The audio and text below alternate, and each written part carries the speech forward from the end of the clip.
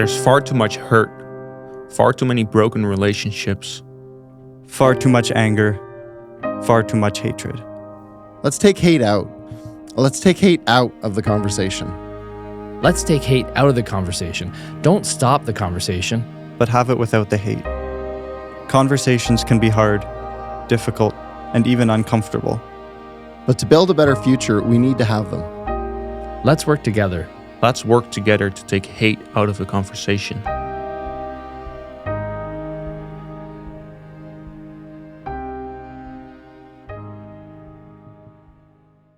Hey, welcome to video one in our Take Hate Out of the Conversation series. This is one that we are very, very thrilled to share with you guys, and mainly just because of how much we enjoyed this and how real this one is and how vulnerable it is. And so I know you're going to notice this can be a long podcast. Yeah.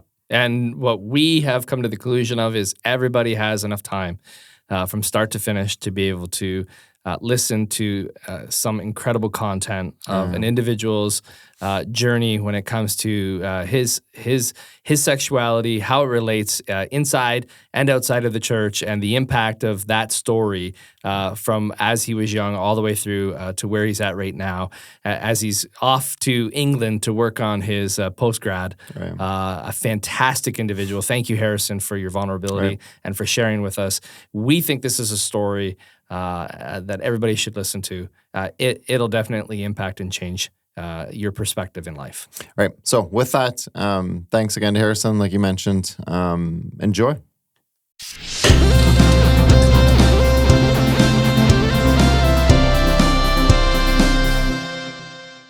All right, hey, thanks for joining us on another podcast. We are back in 2022, shooting our first one. Woo! Yeah. I think we're just happy to still be around in 2022. It's exciting. Yeah. It was supposed to end 22 years ago. Yeah, it was. Yeah, Y2K. It was supposed to end in 2012 as well. COVID's behind us. Yeah, COVID's gone. Yeah, 2 20 more years weeks to flatten ago. the curve, baby. 2 more weeks. Anyway. Why are we starting on this? This is no good. We're trying to have a conversation and hatred, and here we are just instilling all sorts of stuff again. Hey, why don't we talk about vaccines right away? All right, so in this year, we want to have some conversations on the conversation or the topic of hatred. This last year, if you watch any news or were on any social media, Or even if you weren't. yeah, if you weren't, if you were trying to avoid it, but there's just endless stories of both sides of people showing the worst of humanity and showing hatred in horrible ways. But then there's also stories of people trying to find ways and endish hashtag movements of, we're going to find peace. We got to, these people matter. Those people. And it was just this constant, it just seemed like it was a constant conversation. People are desperate. I think people authentically are trying to find a way. Is there a way to actually get along? Because we haven't found a way to force everybody to be the same. Mm-hmm. That doesn't work. But can we actually get along? And so I think that's the conversation we really want to have this year, and be intentional with, to have a conversation. Go, what does it look like to actually still love somebody, even if you see things differently? And it is a challenge. It's not easy because we see a lot of things differently. We hate each other over who we vote for. Who'd you vote for, by the way? Just so I know. I'm just kidding. Let's cover all the ground. Yeah, where's the lawyer? Coke or Pepsi? I plead the fifth. You're out of the right country. You can't plead that here. But you can't ask me that. So. Right, but we found in this last year, people, how they feel about masks, how they feel about vaccines has become the new hatred thing. In our region, if you're Mennonite, there's people who hate you. And there's Mennonites who hate people if you're English. And you have endless. We hate people over the color of skin, over where they're from. We as humans, it seems like hatred comes very naturally almost. Like, and we find dumb things to hate. Like there's people, you see videos like over sports teams. Yeah, people hate Tom Brady. Can you believe that? Can you believe people hate Tom Brady? I can believe that. I don't even know why anyone likes him, but whatever. Totally get it. Right, so humans have that struggle. And so we know with our little podcast, which is the biggest podcast on this side of Mount Salem.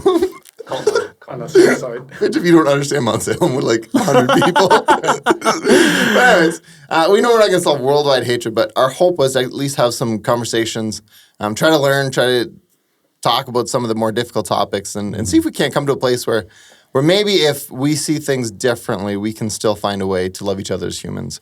And I think that'd be pretty cool. So Harrison, thanks for coming in. Yeah, my pleasure. We caught you in the nick of time. You are like moving overseas and doing some crazy things. So why don't we start with that? Kind of, who are you? What are you doing now?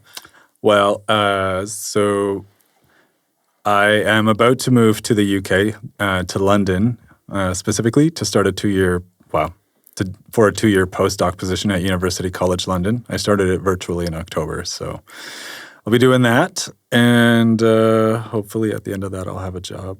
So This is the hope. for us uneducated folk, what in the world's a postdoc? The world is a postdoc. I don't have a doc. I don't have a postdoc. Well, you haven't gotten your free FDA? I don't even know what a fedora is. Heard of a fedora? Fedora. So I have a PhD in social psychology. Oh, snap. So that means I went to school for too many years. And How's your debt? How's that? how's my debt? Actually, really, really, really low. I was extremely fortunate and managed to pay most of my way through my undergrad with scholarships and bursaries. And then for my master's and my PhD, I have been funded by the government for almost all of it. So Awesome. yeah, so I really lucked out. Kids, it pays to study really, really hard and get high marks and be involved in community things because the government pays you to go to school. And those of you paying taxes, thank you. Yes. Thank you for paying your taxes because they paid for my education. They continue to pay for my education because I'm going to, my postdoc is funded by the government of Canada as well. So why London? What's unique there? What's the opportunity there? The opportunity is to go study with a specific scholar. I really like the type of research methodologies that he uses. And so a postdoc is something that you do after you finish your PhD, but before you get a full-time job as a professor at a university. So you're not a student, but you're not a faculty member. So it's this like weird nebulous no man's land in between where you're just kind of, people are like, oh yeah, they're a postdoc. They're just trying to get a job and put out publications and stuff. So yeah. So, but yeah, I'm going to be working with Dr. David Frost out there studying. You don't know who he is. Sociology. Yeah. Oh. Yeah. So I'll be The working. peanut gallery is Googling things right now. Who is this person? What do I know? Yeah. So I'm going to be studying intra-minority stress Okay. and its impact on well-being. So basically when you talk about minority stress, it's like, what are the impacts of living life as an individual who belongs to some minority group, and the ways that impacts mental health, but also physical health and a whole whack of outcomes. And I'm going to be looking instead at the dynamics within a minority group and how those dynamics also impact well-being. So I'll be looking specifically at sexual minority men's use of dating apps and how stressors within that community impact their experience on the apps, their experiences of dating and mental health and physical health and things like that. Interesting. Very cool. Yeah, I'm getting paid by the government to study Grindr. It's pretty cool. Children, if you don't know what Grindr is. You don't want to know. Stay away from it. All right, so you have been a longtime advocate for the LGBTQ community. And so this tension we're talking about of having relationships with people who don't agree with your lifestyle has been something that's been very real in your life. This has been a big part of, I think, especially your younger years. And so we're really grateful for you to come on. I want to start with that. I mean, you're sharing your story, and we really appreciate that. But why don't you start at the beginning? Because if we haven't lived it, I mean, it's hard because right now it's such a popular thing to talk about. Well, in the beginning, God created the heavens and the earth. I believe that's how Genesis starts, right? That's the beginning we want. Let's fast forward. Just a tad. Maybe at least past Leviticus we'll get to. Yeah. So what was it like for you? Obviously, you're from this region. Give us a little bit of background, and then how does your story begin in terms of coming out and identifying and what that world was like then? For sure. People might know me by my former name, If they don't know me by Harrison Oaks, my name used to be Harry Wall. I changed it legally in 2012. I was born in Mexico on Quellen Colony, Najoyes, to good old stock Mennonite family. Oh, you even sounded a little deech. So I know. I call him Bates, you deech. Bates, you deech. Yeah. Yeah, and we left, well, they left Mexico with me before I was 2. We moved to the States, got deported, moved to Canada, the classic deportation story, which I actually take a lot of pride in now. That deportation is, Did you come on a raft? That's all I want to know. I don't know how we came. I think we came with a really big white car, but big white van would be a bit of a cooler story. But well, okay. Fine. The cool part is when we got deported back in those days, you could just go to the border. So my parents took a taxi to the border, got off at the border, walked into Mexico, turned around, walked back into the States, and deportation was dealt with. Like, what? Done. Yeah, another time. Wow. Another no, time. that's fascinating. I know, right? No, it just doesn't work that way anymore. But anyway, we moved to this area, I think in January of 1986. And my parents started attending Mount Salem Church at some point after we got here. I went to Mount Salem School here from kindergarten until grade 3. And then we moved to Steinbach, which is where my dad went and studied at Steinbach Bible College to become a pastor. And then we came back here and I did grade 7 back in Mount Salem School. And then in that year is when my parents started the Stratfordville EMC Church with a church planting group from Mount Salem. And so that's kind of my tie to Mount Salem and to this church and this building. So yeah, this is kind of cool to come back and revisit my childhood a bit. But in terms of specifically what we're here to chat about, I grew up in a community where sexuality was not discussed, right? So, and I think in general, period, like you didn't talk about it. There was It's not even about some of the extreme issues. It's just you just didn't talk about it at all. Yeah, no, it was. Classic Mennonite. We don't talk about anything. We talk about food. We talk about everything. Derk de Blom. Derk de Blom, attaboy. Yeah. So if you're not English person present, hello. Yeah, Derk de Blom literally translates to through the flowers, which doesn't have the same meaning. No, it doesn't sound nearly as cool. It doesn't sound nearly as cool, but basically what it means is that, like, if I want to say something mean or unsavory, I, like, hold up a bouquet of roses and I say it through the roses, so that through the roses it gets filtered into, like, me saying something that I'm not saying. And it sounds a lot more presentable, but you have to understand the subtext of what's actually being said. Yeah. That's good. Oh, I'm not supposed to look over there. I'm sorry. You can look over there. Stare into the light for all I care. So yeah, sexuality wasn't discussed. And so the reason I start there is because I've come to understand the, like, significance of that for me growing up, because I grew up with this, like, really deeply embedded sense from as long back as I can remember that I was different. But I didn't know why, and I didn't know how. I just knew that I wasn't like other people.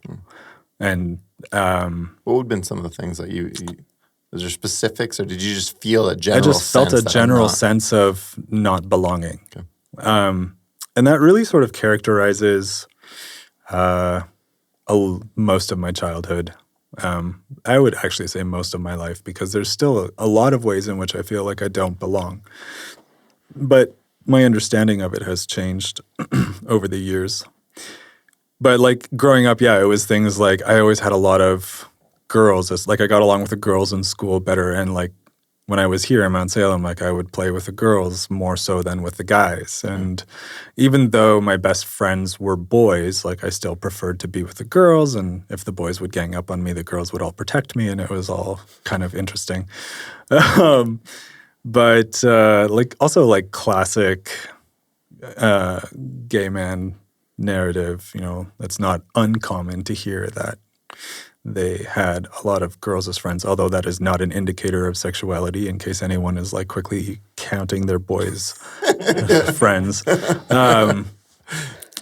Yeah, and so I would say like it wasn't really until, so in terms of my own like identity development around my sexuality, it wasn't until I was in my teen years, I would say probably 15, 16, that I started to understand being gay could be an identity or could mean something about me in the same way as like that I'm male or that I'm Mennonite or up until that point I understood like that there was sexual, like that men could be sexual with each other because I had been sexually abused when I was like 3 for the first time, and then sort of it happened again like through my childhood a few times. And so I understood that there was like sexual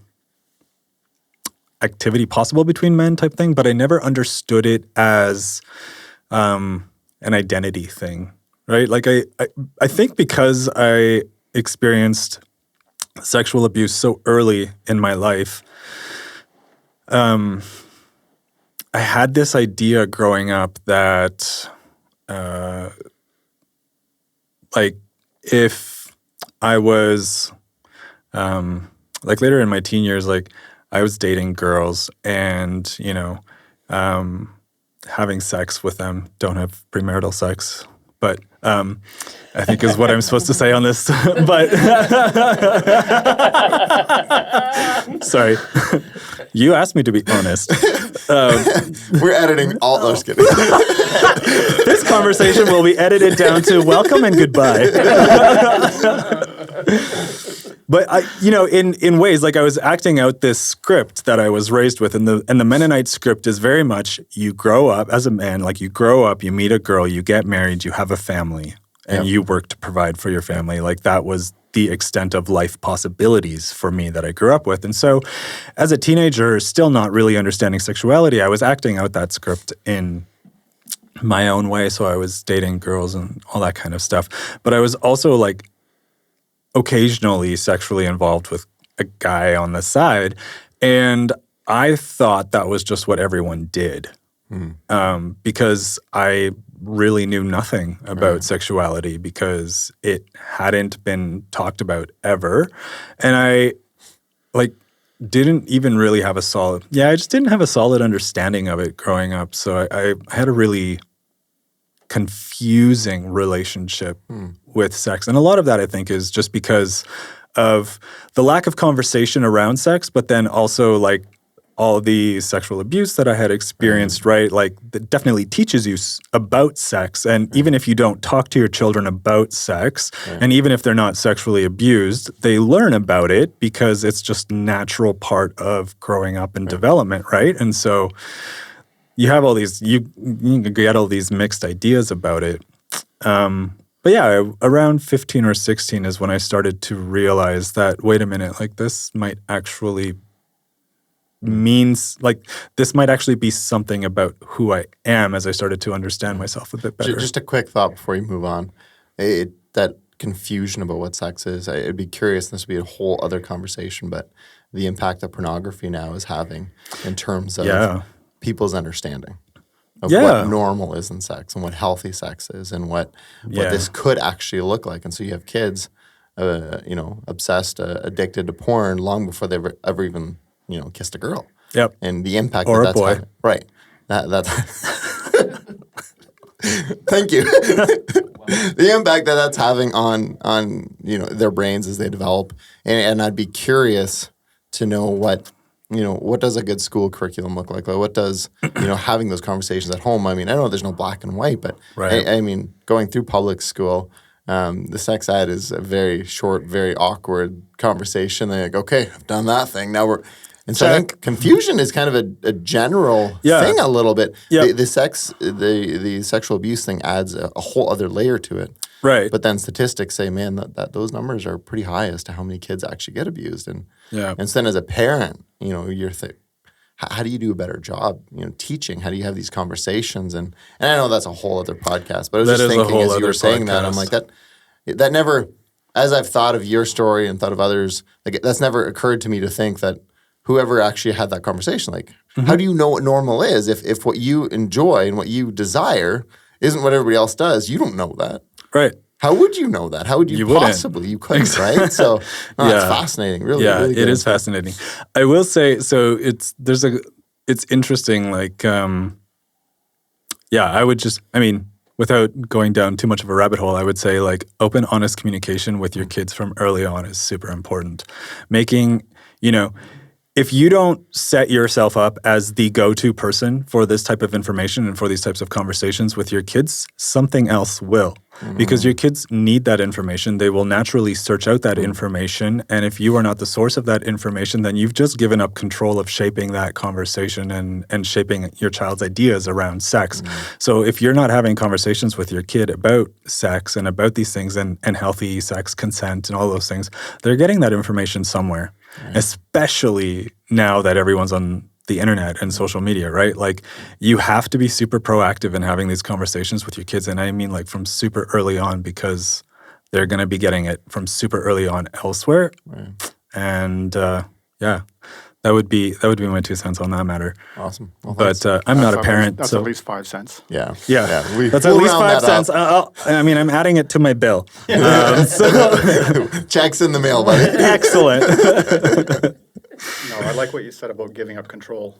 And that's a really good way of putting it. Yeah. You're choosing to give that voice to someone else, that authority. Right.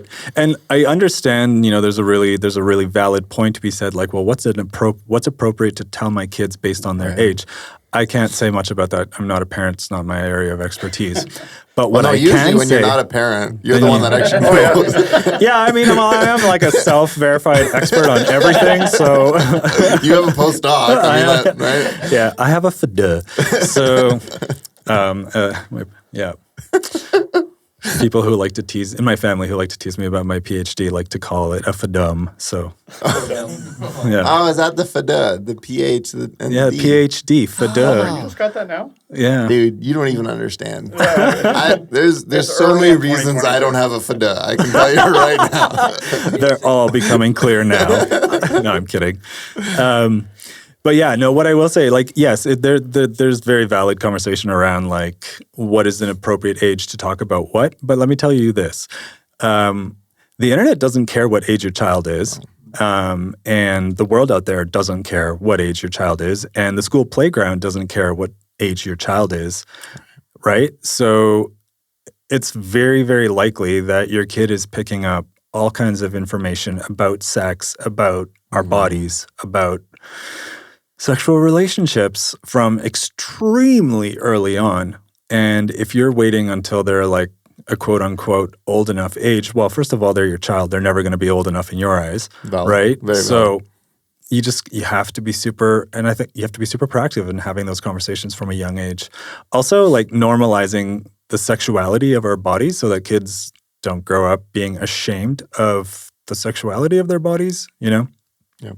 is something that is a big deal. At least it was a big part of growing up in the Mennonite community as I understood it and experienced it. But we digress. 15, 16, before I interrupted you, you were saying. 15, right. 16. Right. So that's sort of like the timeline of me like coming into some sort of an awareness of what sexuality was and what my sexuality might be. And it gets really muddled because I was raised in a super conservative Mennonite family, right? My dad was pastor of Stratfordville EMC from the time that I was 12. And so I had what I knew super well was like who I was supposed to be as a Christian. And then as I started to understand myself better, and realize that who I was did not align with who I was supposed to be. Enter existential crisis on overdrive, right? And a deep, deep struggle with trying to reconcile those two things of who I ought to be and who I am. And also, just the idea that who I am is evil and it's wrong and it's, disgusting and perverted, and that there's something just like so fundamentally flawed about me as a human being that set up this idea that like I have to be this, I'm not this. But not only do I not experience myself as this Christian self, or in line with this idea of who I'm supposed to be as a Christian, but like who I'm suspecting I might be or who I'm experiencing myself sort of naturally to be is this vile, disgusting, evil abomination, right? And so then it automatically sets up this massive self-hatred complex, right? Because it's like, well, I want to be this ideal thing because this is when I approximate this Christian self, then my family approves of me, then my community approves of me, then I am loved, then I am accepted. And the second I start to embrace myself, then my family disapproves of me, my community disapproves of me, I am rejected, I am not loved, I am not lovable, right? And so it's this like fierce dichotomy in which you're sort of left to either embrace inauthenticity and a fake self for the sake of acceptance and love, which we all desire naturally, or embracing yourself at the cost of all the things that we as humans naturally desire. So, well, I mean, at any age, that's a huge challenge, but especially as a teenager. Yeah. I mean, the idea of not being accepted as a teenager, that is massive. Yeah. Yeah, it really is. And I mean, add to that the sort of foundation that I started with, the sense of always feeling different and not understanding why. And so feeling like the start line for me was a place of not belonging. And so I sort of naturally felt like I didn't belong here.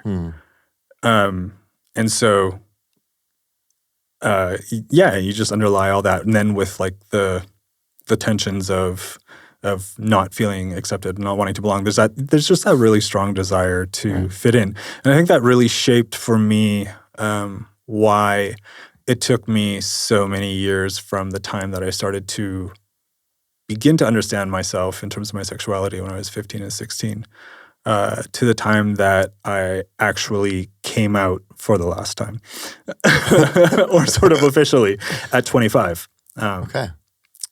Yeah, and those 10 years were like a super intense struggle between trying to be a good Christian and reject this evil, disgusting, abominable part of myself, and ultimately being frustrated because I could never do that. I could never not be myself, right?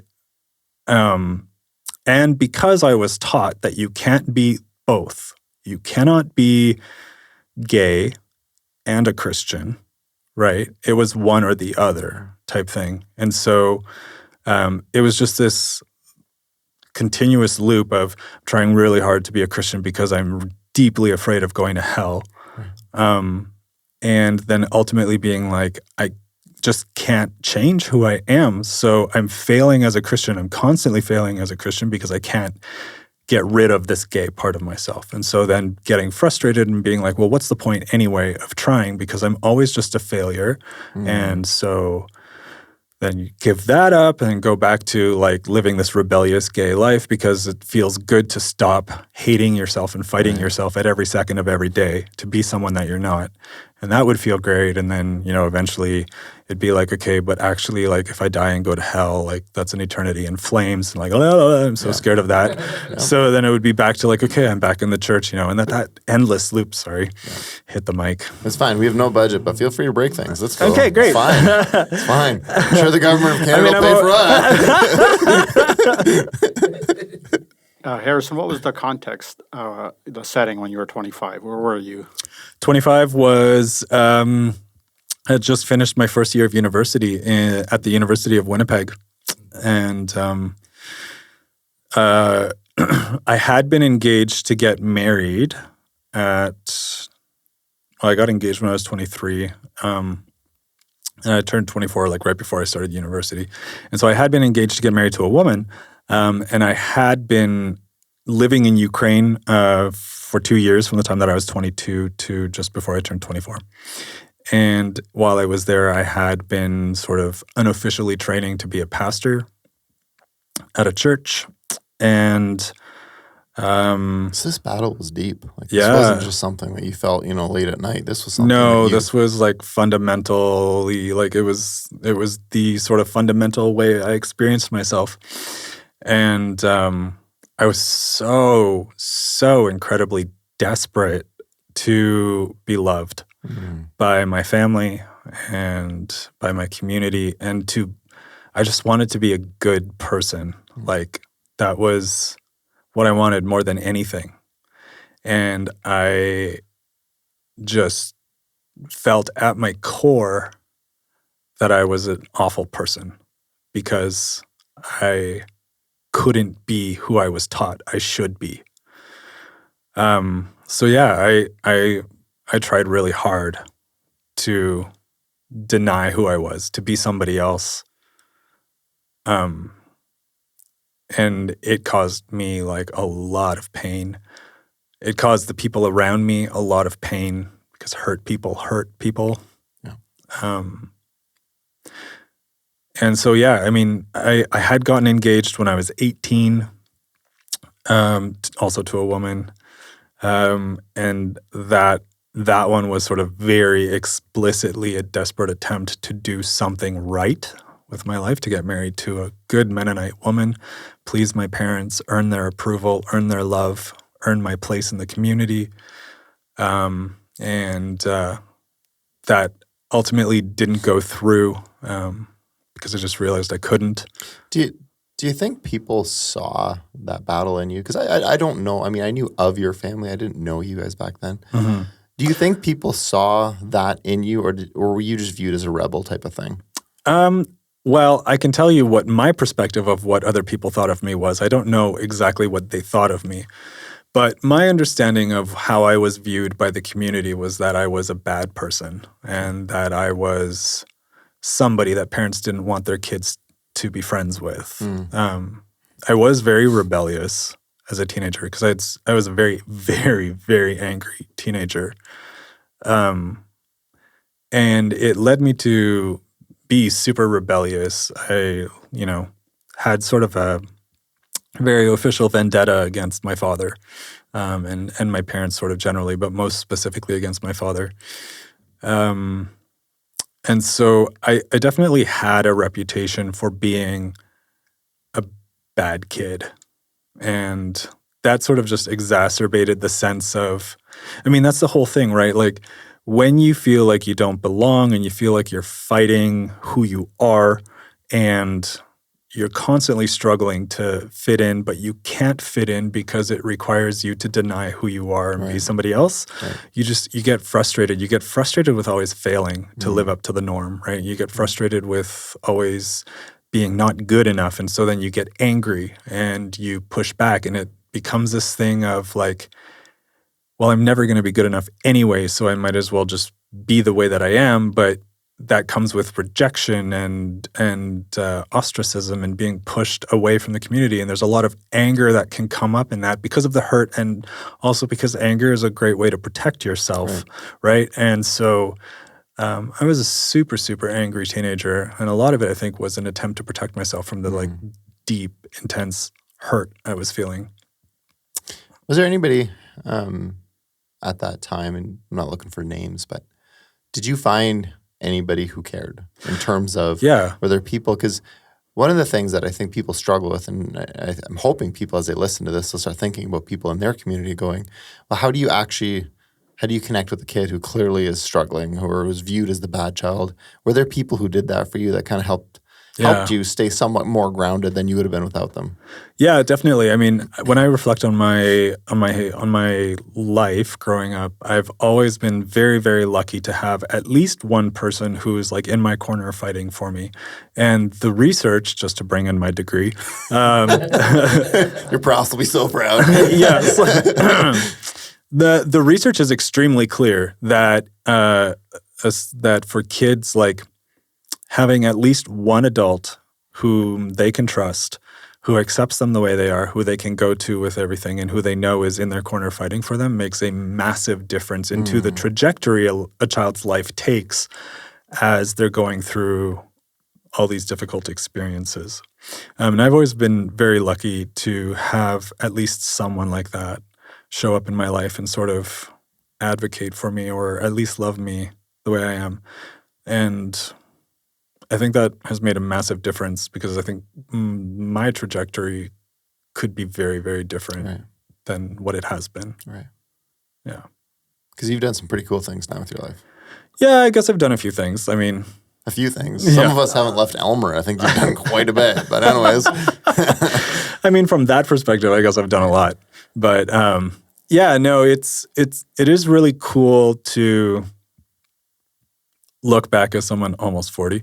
And you don't look a day over 38. I know, right? I'm not even 38 yet. Thank you. Roasted. Roasted. We'll edit that out too. It's fine. That's close. I'm 37. Yeah, no, I would say that's like a super, super important thing. I mean, there was a point in time where I had a really, like, as a kid, let's say, like when I came out about being sexually abused when I was around 14 or so, and let's just say that it did not go well. Right. I'm sorry about that. And I think a lot of people listening that's been one of my big frustrations. I think a lot of people's frustrations is that so much of that has been hidden, and so many people who then come out and say, yeah, this has happened to me. Mm-hmm. And then the response has been so negative. Yeah.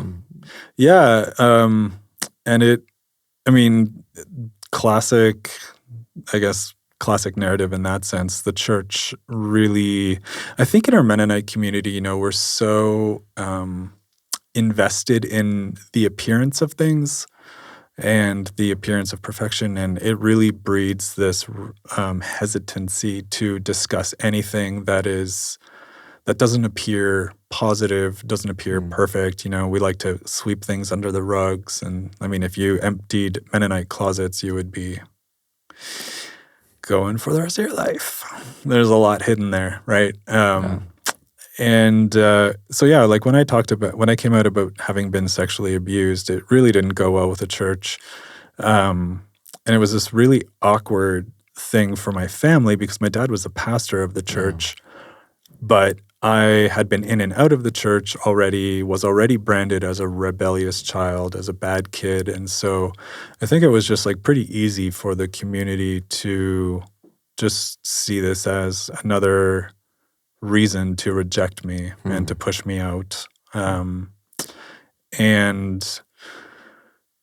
I got like kicked off of everything I was doing in the church as a result of coming out about my sexual abuse, and like kicked off the worship team. I got kicked off missions trip team. I basically got told not to come to church anymore, not by my dad, but by my youth pastor at the time. And it very quickly, like the entire community sort of just turned its back on me, and I lost my entire social network. It felt like overnight. And, like I couldn't go to youth group anymore. I wasn't welcome there. And all of my friends, my entire social network was my church, basically. And so losing all of that at the drop of a hat, so to speak, was really traumatic. But then it also put my parents in this really uncomfortable and awkward situation where like they still had to lead the church while being my parents.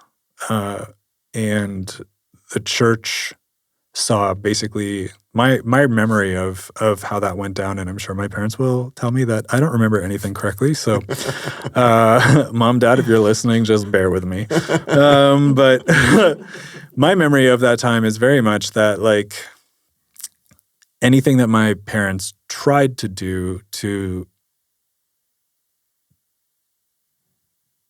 I don't want to say defend me, but like, what do you, like, you would understand this probably well, like as a pastor, if like there's a sexual abuse case in your church and the sexual abuser is someone in your church, then like you can't just not say anything, Right. right? Or else you're condoning it. And so you need to do something to address it. But in this case, because I was my dad's son and he was the pastor, anything that he tried to do to address the situation was seen as or written off as him just trying to protect me because I was his son, not because it was his duty as a pastor to respond to the situation, right? And because I had a bad reputation, then that was seen all the more negatively. And so anytime my dad tried to do something, I think he felt like his hands were tied and that he was incapable of doing anything. And so that went on for the summer. And eventually my parents realized that like it was just a very toxic situation for me to be in because the community was gossiping about me as we do as Mennonites. Yeah. I had lost my social network. I literally spent the summer in my bedroom building puzzles and like hanging out with my dog because that was all I could do, right? And so they were like, we got to get out of here. We got to get Harrison out of here. And so they made arrangements for me to move to Manitoba to live with an uncle and auntie out there. And so on my 15th birthday, they dropped me off out there, and basically it was like, okay, you're kind of on your own now, you know, get a full-time job, go to school, pay your rent, take care of yourself, you know. And they did it with the best of intentions because they were trying to get me out of a really awful scenario, an awful situation. But that didn't turn out so great.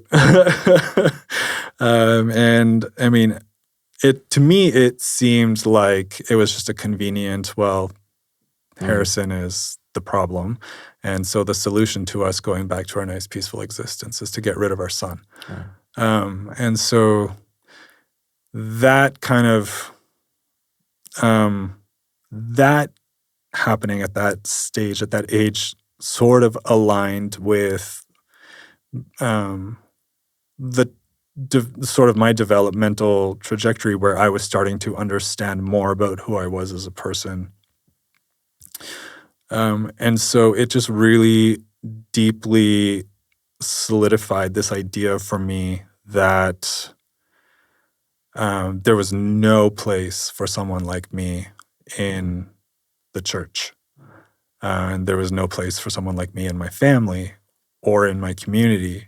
And so it was just this huge, overwhelming sense of rejection and abandonment. And also at the same time, this sense of like, this is all because I am a terrible person, right? And it's all my fault that this is happening. And if I could just be a better Christian, if I could have been a better son, if I could have lived up to this idea or this ideal better, this wouldn't have happened to me. And so the following years of my life before I finally came out at 25 are very much shaped by that sense of like that sort of, I think, helps explain why I tried so hard for so long, despite failing, if you will, to live up to the Christian idea, why I kept pursuing it and kept pursuing it and kept pursuing it. Because for me, I felt like the only avenue to love and acceptance was this complete denial of myself and living up to this ideal of someone that I was not. And I threw myself into it super hard, but it was also like I couldn't do it. So when I had my moments, when I had my times of being frustrated and just like super angry and rejecting that Christian identity because I just couldn't do it, and it was already such a massive source of pain for me, I would get really angry, and I would go into like, not just, okay, I'm going to be who I am, but I'm just going to be like angry and I'm going to lash out and I'm going to, as you would expect from a teenager going through these really difficult things. but inevitably I would still come back, because even at my moment when I was like the most angry and the most standoffish and, would have to my father's face told him how much I hated him and wished he would die and et cetera, et cetera, et cetera. What I still want, where all of that was coming from in the end, was this like deep, deep, deep, deep desire to be loved and accepted by my parents, and feeling like that wasn't possible. And so that really, like, that story that I kept telling myself, that I had internalized, that I am evil and abominable and like that I cannot be who I have to be in order to be loved and accepted. And so I don't know, like I don't know who I am. I don't know what I can be. I just know these terrible things about myself. Like that really shaped, well, it has shaped my entire life, I would say. But that really shaped my struggle with my sexuality, because I fought against my sexuality vehemently and very, very hard, because I felt like accepting my sexuality meant giving up this natural desire to be loved and accepted, and sort of embracing a life of rejection and abandonment and being vilified and all those things. And so, I fought against that for years and years, and it was very painful. And I tried to get engaged at 18. That didn't work. And then at 22, I moved to Ukraine, and I ended up finding a church there, and I ended up sort of unofficially training to be a pastor there. And then I got engaged to a woman again. And at that point in my life, there was, at 19, I had tried to come out to my parents, and I had told them that I was gay. And then at that point, they started to really get immersed, or at least my dad did, immersed in Focus on the Family and Dr. James Dobson and the whole Love Wins Out movement that they had. I think that's what it was called. It's sort of an anti-gay ministry, pray the gay away type of reparative ministry. And so then the idea very much became one of like, this is the thorn in my flesh. So my my attraction to men is the thorn in my flesh. And like Paul in the Bible, if, praying to God 3 times to remove the thorn in his flesh, and God saying, my grace is sufficient for you. I still know a few Bible verses. I can tell.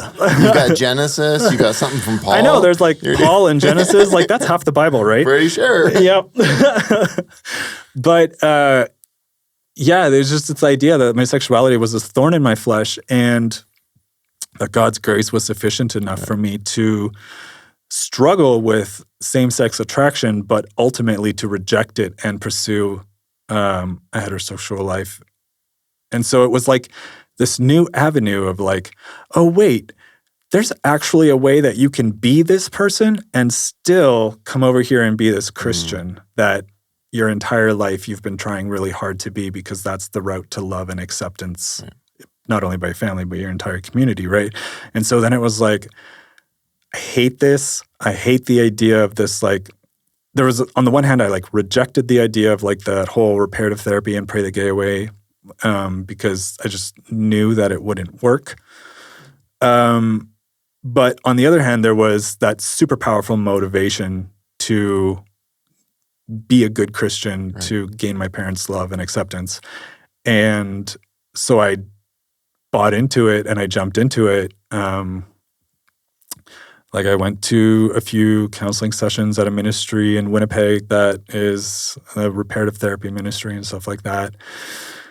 And I just really, really, really was hoping that there would be something there that would give me the ability to sort of reject this evil side of myself so that I could be a good Christian. But it didn't change anything. It didn't change my experience of myself. It didn't change how I was attracted. It just put a new lens, a different narrative on how to hate myself, right?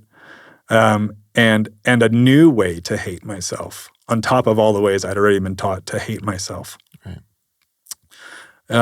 But I pursued it. I did the pastoral training, and interestingly enough, after I got engaged to get married, and while I was in the middle of that pastoral training, I had like a faith crisis, and it felt like I came up against a brick wall in terms of my faith, which had been my experience sort of all throughout my life, that I kept hitting this brick wall that I could never get past. And now, because I was training to be a pastor, like the pressure was super high, right? Like I was already preaching in church every now and then and seen by the church as a leader, and they all knew that I was training to be a pastor and planning to go to school to be a pastor, etc. That was what my fiance and I had decided to do. And so I was pushing to try to get through to it, and, you know, talking to my pastor and being like, I just can't get through, and this wall. And he kept saying, you know, you have to trust God, you have to step out in faith, you have to trust God, and you have to just step out in faith and trust that blah, blah, blah, blah, blah. And I was like, I'm trying, I can't. And getting super frustrated because I was like, here I am, like finally headed in the direction I'm supposed to be going with my life. My parents are super proud of me for living in the Ukraine and doing this really cool thing, but also for being in the church and training to be a pastor, and for being engaged to a good, godly Christian Mennonite woman. Like, you know, that's got a Mennonite in Ukraine even? No, she lived in Manitoba. Oh. Yeah, which is where I was living before I moved to Ukraine at that point. Because by that point, my brother had gotten married and moved to Mexico, and then my parents, the year after, had also gone to Mexico. So, yeah. And so I just remember one day, like, being just like sort of feeling like I was like hitting rock bottom of despair. And I remember sort of saying like, God, I need to hear from you today because I just can't keep doing this anymore. And so I just opened my Bible sort of randomly to read a Bible verse, just hoping that it would be one of those experiences where God would just speak to you through some random Bible verse, right? And I think I opened the Bible to Isaiah. I don't remember where. I don't even remember what the Bible verse was. But I remember opening it and reading, and I think I read like 2 verses, and then I had this aha moment, and like the light bulb went off in my head. And I probably shouldn't say what words came out of my mouth because they were swear words. But it's not the direction I was thinking this aha would go, but carry on. Carry on.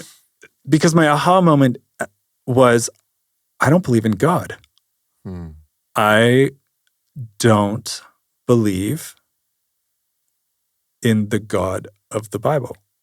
I don't believe what the Bible says about God. And that explains everything. And that's why I swore, because I was training to be a pastor.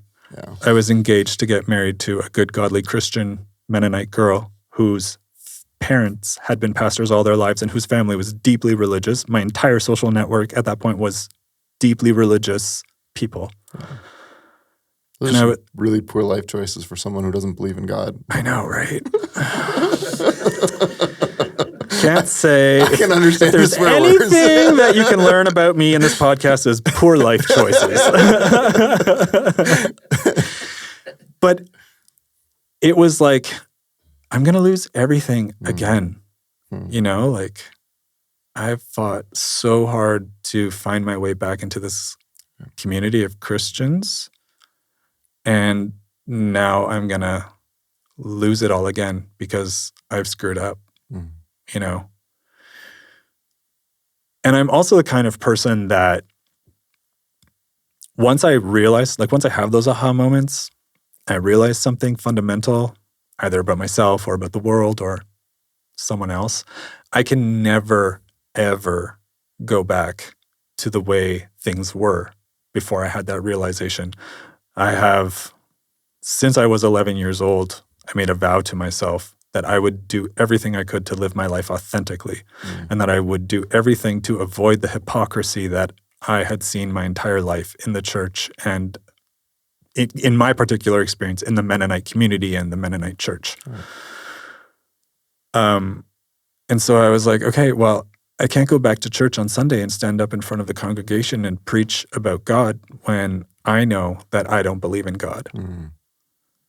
I can't marry this woman who is expecting me to be the spiritual leader of my home and who is expecting me to be a Christian when I don't believe in God. Like, I can't do any of these things. This fundamentally changes who I am and how I can go through life.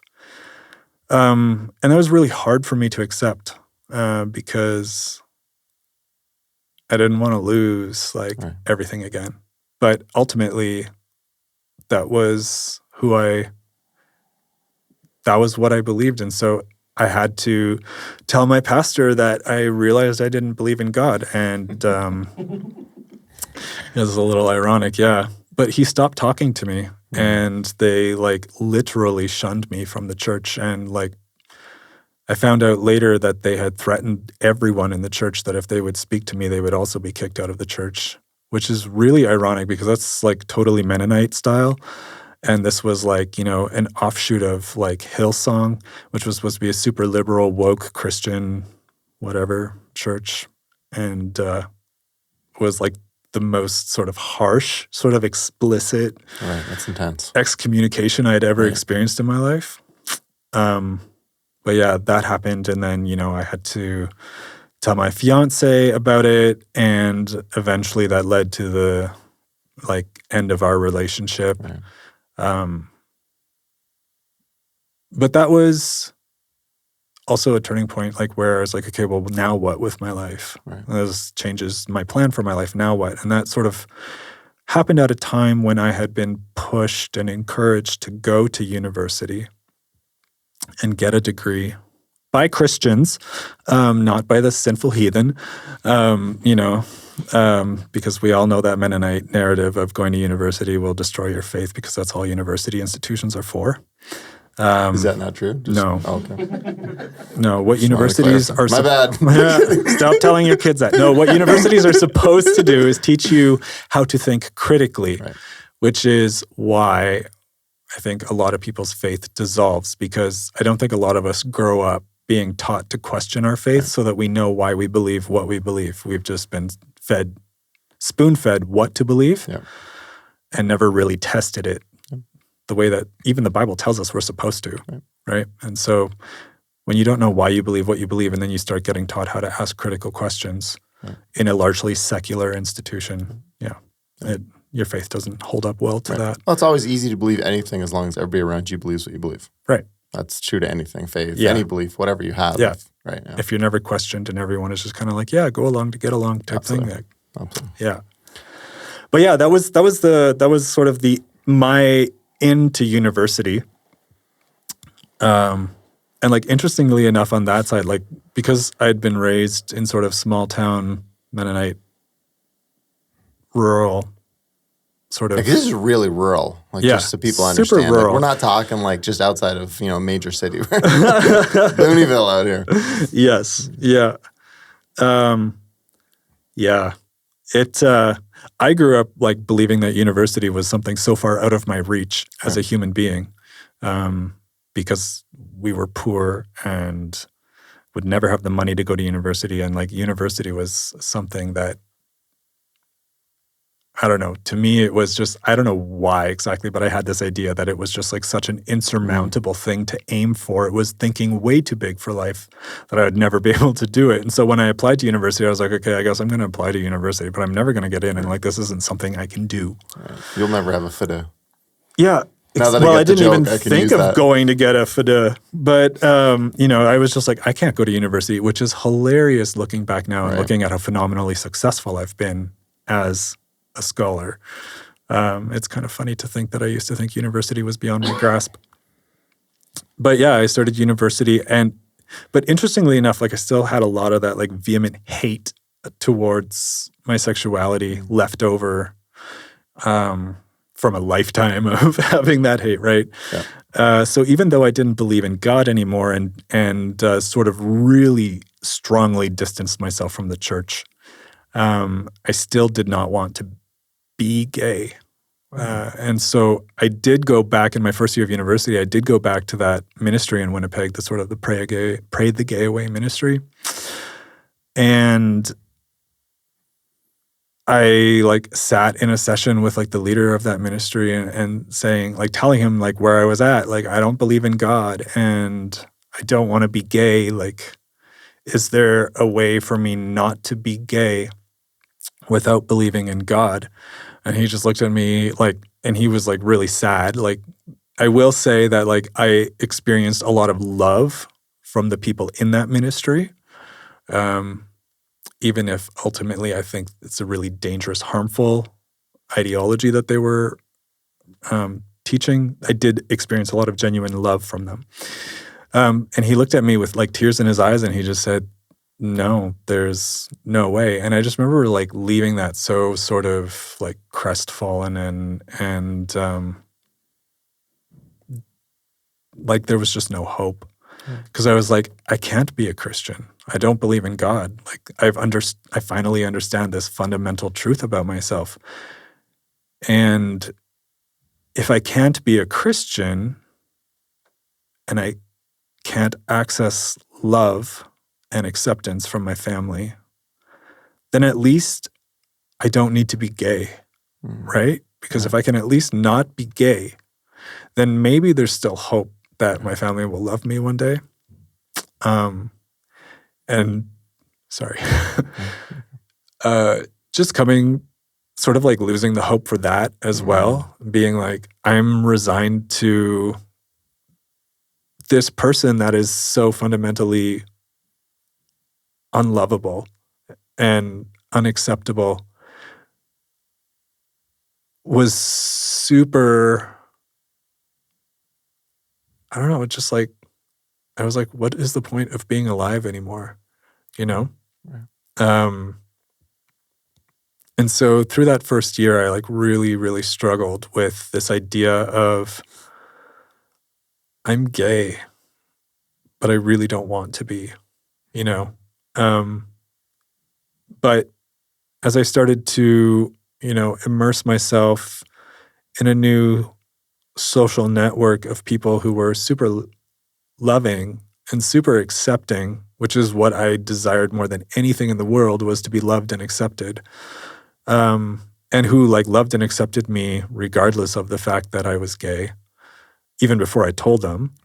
I eventually started to move into a place of a little less hate, a little more comfort with the idea that I was gay, and eventually into a place where I could say to myself, I'm gay. And eventually to a point where I started to come out to people and tell them that I was gay.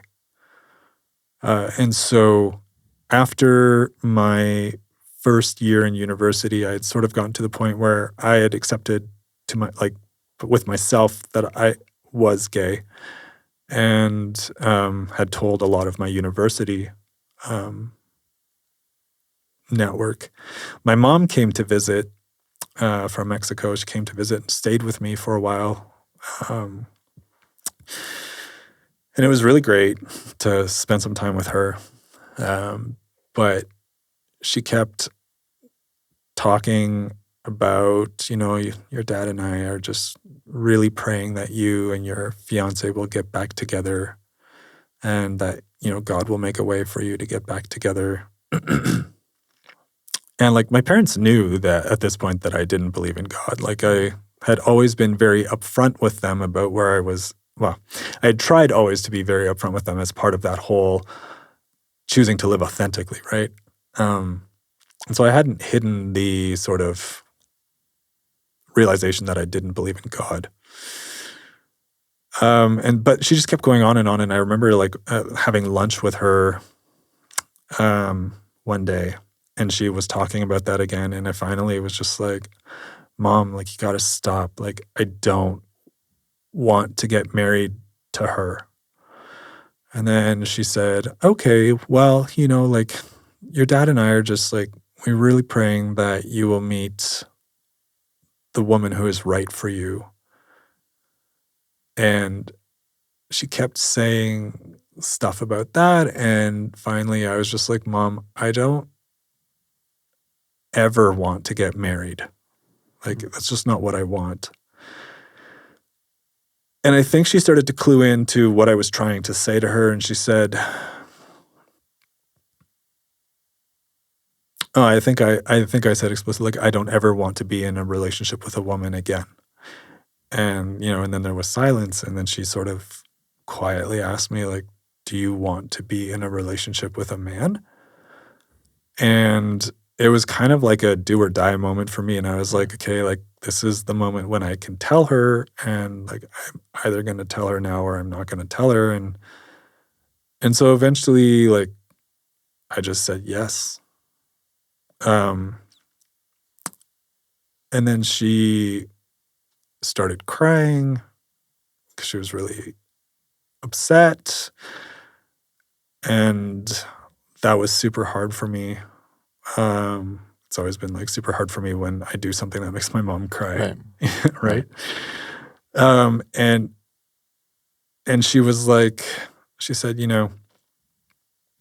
the reason why she was crying was because she knew that this meant it would be very hard for me to understand and accept that my parents loved me, even though they would never accept this part of me.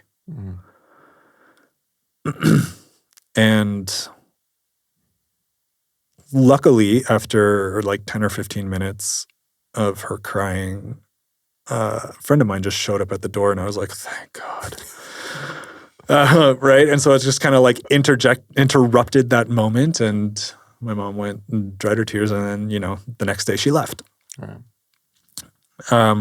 And then that summer I waited for the emails, because this was before smartphones. And so the way that we communicated was via email. And I waited all summer for the email from my dad and from my parents about what I had told her. And I didn't get it. And so by the time August rolled around, I was starting to get angry, because I was like, this is just that friggin' Mennonite thing again, where we just shove everything under the carpet. And even though the pile of garbage under our carpet is so high that sitting across from each other in the living room, we can't see each other, because all we're looking at is this massive pile of garbage with this beautiful rug on top of it. I was like, I don't play this game. This isn't how I operate.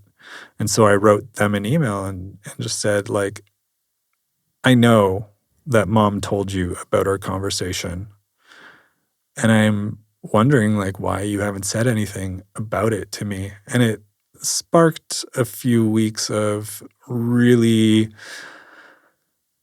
angry and hurtful emails from both of us at each other, and I think that,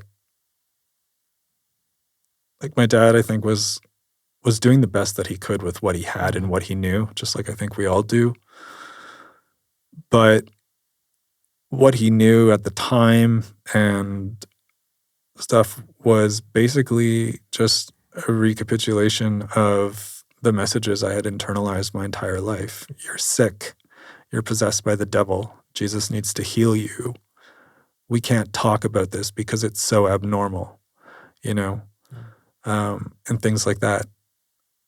And I don't think that he said those things with an intention to destroy me.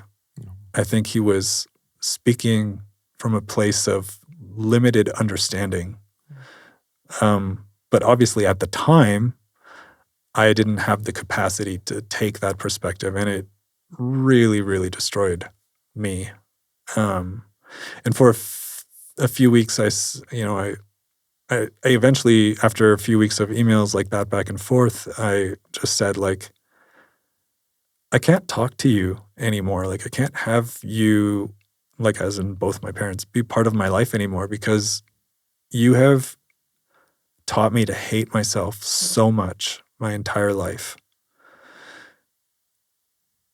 And I am trying so hard to undo all that learning of self-hatred that it doesn't make sense for me to have people in my life who want to keep me in that place of self-hatred.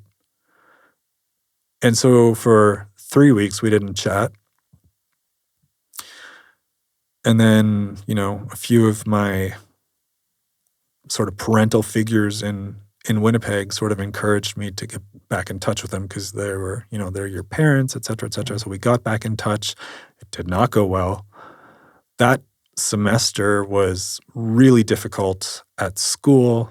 And in the job that I had as a residence assistant of a new residence building, there was lots of just really crazy traumatic things that happened to the point of like gang warfare that broke out right in the front of our building. And I, stood inside glass doors like 6 feet from a dying man who'd been attacked by a gang and watching him die and not being able to go out and administer first aid to him because I knew that my responsibility was to the 300 residents in my building and like nobody, including the security guard, knew what to do. So, I was standing there trying to manage the whole building, keep all the students safe, but also watching this man die, knowing that I could save him, but knowing that if I went out there, I might be attacked by the gang and that. Right. So, Wow. Just like traumatic other life events on top of like what was going on sort of with my internal life, really not a great place for me, like in terms of my mental health. All right. So I think we're going to need to take a little bit of a break to do a reset, and then we'll be right back. Just memory cards. Oh, okay. I was like, did I say something wrong? It's not personal. We'll edit out everything anyway. It's not personal. We're just editing out the entire thing you said. Start at the beginning, end at the end. All right. Hey, we'll be back in a bit. All right. Hey, welcome back. Part two. So part one, we went through your story, and I just want to say up front, hey, thanks so much for sharing that. Like there was a lot of aha moments there. I didn't feel the need to swear the way you did with your aha moments. That's good. No, I really appreciate it. And, we were talking kind of in between that, being able to talk about this for you a bit later on in life where your ability to reflect on this and looking back is going to be incredibly powerful. And I think this is going to be really, really valuable to a lot of people. And so thank you. Thank you very much for that. So with that, why don't we pick up? We're assuming everybody who's watching part two has watched part one. So just pick up where you left off and okay. Keep going. Yeah, for sure. So where I had left off, I'd just sort of come out to my mom and emailed to my parents that had gone very well. I'd stopped talking to them for 3 weeks, and then we got back in touch. And then I was describing how that term just at university and in my work was very traumatic and exhausting. And the combination of what was happening in my personal life and what was happening in my job with that gang incident where I was watching someone die. It all just kind of like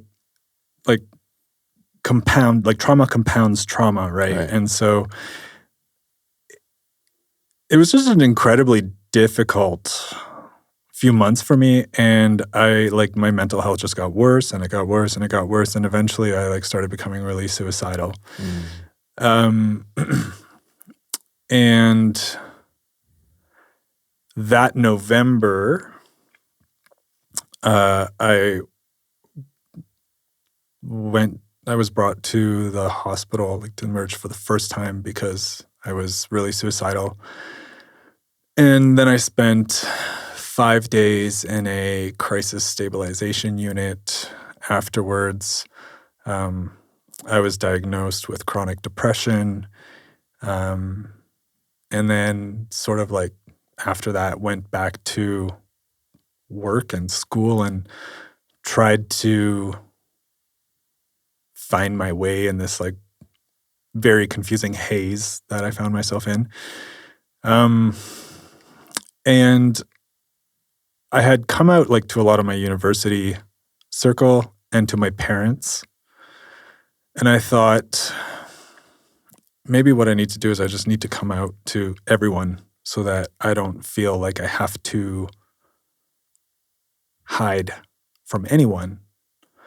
And so I emailed as much of my family as I had emails for, Facebook, messaged a bunch of them. and just came out and said, I'm gay. And I don't remember what I said, but basically just that I'm gay. And the folks who did respond were mostly like really kind of loving, like, we love you, we're praying for you. Maybe a few of them said, we don't agree with your lifestyle, but we love you and we're praying for you, stuff like that. And then I emailed my brother, because when I had tried to come out at 19, it was just after he had gotten married. I hadn't told him, and I deliberately hadn't told my parents until after he was married so that it wouldn't interfere with his wedding or cause drama.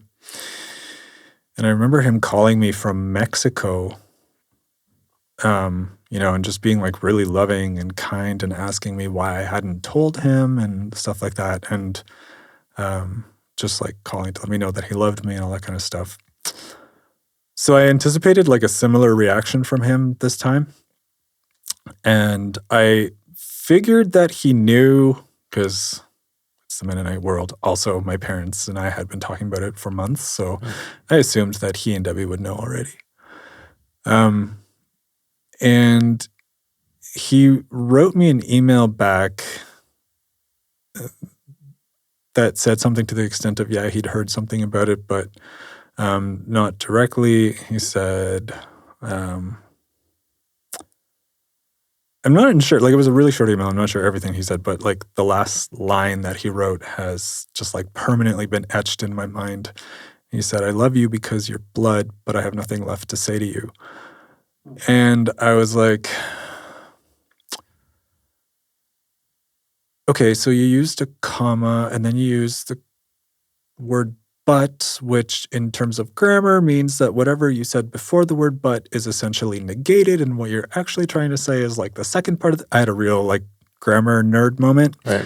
And I was like, and I wrote him back and I was like, I just want to make sure that like I understand you correctly. I don't want to misinterpret stuff, because of the way that you wrote your sentence and stuff. And so I told him like what it meant grammatically and what my interpretation of it was. And he wrote back and just said, I love you because you're blood, period. I have nothing left to say to you, period. Is that clear enough? And I was like, yeah, that's perfectly clear. And because of the place I was in already in terms of my mental health, and I think because I had expected a really compassionate, loving response from him, it just like totally destroyed me. And at that point I had, because of my previous trip to the hospital and the crisis stabilization unit, I had been enrolled in the Adult Mood Disorders Day Hospital program. And so basically what that means is that every day I went to a program at the hospital for adults with mood disorders. And because I'd been diagnosed with depression, chronic depression, I was able to get into that program. And so I was already in a place where I was like in a program that was designed to provide support for folks struggling with mental health issues. And in my meeting with my sort of caseworker and the psychiatrist who was assigned to my case, like I told them about this conversation and I just had like a full meltdown. And so I got, admitted to the psych ward, and I spent the weekend before Christmas, literally, I think I got out the 24th of December. Spent that weekend in the psych ward, and let me tell you, the psych ward fills up around Christmas. Really fills up. And so many of the people who are in the psych ward around Christmas are there because of religious issues, is what I observed. It was really sad, really eye-opening. But in my case, I'm really thankful that I was involved in the program that sort of intervened and put, and sort of directed me into that space, the psych ward, because it gave me a safe space to just completely fall apart in, knowing that I would have a much harder time hurting myself than if I were at home by myself. And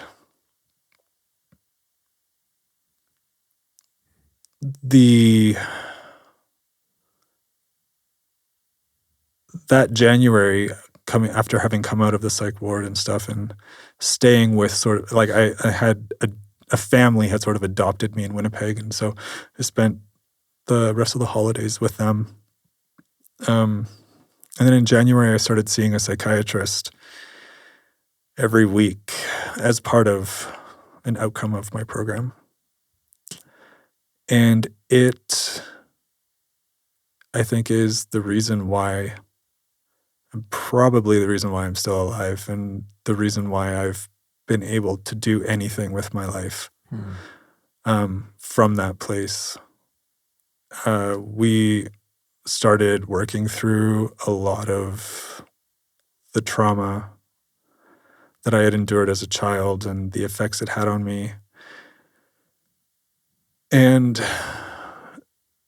the reality of that I talked about in the first part of like how I grew up, and just this deeply, deeply, deeply embedded narrative that at my core I'm an evil, terrible person that is completely unlovable.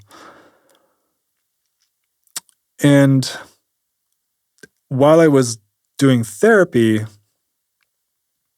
I was also at the same time with my parents, trying to work out what that relationship was going to be like. And it was hard, like, for all of us to try to figure out, they didn't want to, or at least my dad didn't want to talk about me being gay. I think that was his way of like, we can agree to disagree and we just don't need to talk about it. And I was like, this is who I am. And if you expect me not to ever mention anything about me being gay in our communication, that eventually means that I can't talk to you about my life when I meet a partner, if we ever have children. Like, the implications of me deleting this aspect of my life in our relationship just means that we become more and more estranged as my life develops. And so I also understood at that point that part of what was so difficult for my parents was they'd never been exposed really to someone who was gay. What they knew was really like stereotypes, stuff that you see on the news, stuff they'd read in like the literature from Pray the Gay Away ministries and stuff like that. And it really was like, they really had no understanding of like the lived reality of like, what does a gay person's life look like? Because there's only one way a gay person's life looks like, that was humor. Sorry, carry on. I do have my father's very dry sense of humor, and my sarcasm isn't always evident. But so I thought, well, one way that we can address what is so uncomfortable to you about me being gay is by me just talking to you about things that pertain to my gay life. So that as you get exposed to them, they become less weird and abnormal, and you are less like shut off to conversations about that. So I didn't go out of my way to shove it in their face. They probably might disagree, but I really did not try to go out of my way to shove it in their face. But like if I was writing an email update and I had been dating some guy, I would talk about it. And things like that, just to normalize it, because it was just my normal life, right? And if I were dating a girl, I most definitely would have told them, right? We would have talked about it. So I was like, why should that be different if I'm dating a guy? And it did like gradually over time sort of start to improve. And they did get to a place where I understood that they were really trying to build a relationship with me. They were really trying to understand where I was at. They were really trying to show me that they loved me. And I could see that. At the same time, I was in therapy working through a lot of hurt and anger that stemmed from my family and the church. And I would have these moments where I could meet my parents where they were at, and we could engage in this like loving conversation. But there were so many triggers that would set me off in terms of my anger and my hurt that I was still learning about and trying to understand. And so it was this like very emotional roller coaster for me where like one email would be like super loving and we're like doing this, we're building our relationship. And then a subsequent email, I would just be like viciously angry, right? And tearing into them. And then my next email would be loving. And it was like very up and down like that for a long time. And it made me feel like shit about myself because I was like, my parents are finally doing what I've wanted them to do all my life is like learn to love me this way. And I am incapable of meeting them in that space. It's so unfair to them that one email I'm nice and kind and loving, and in another email, I'm this horrible, angry, vicious person. And because they're not here to see what's triggering me, they're just getting the brunt of like, our son is schizophrenic because like, you know, like we're just getting these very wildly different versions of him coming across in his email.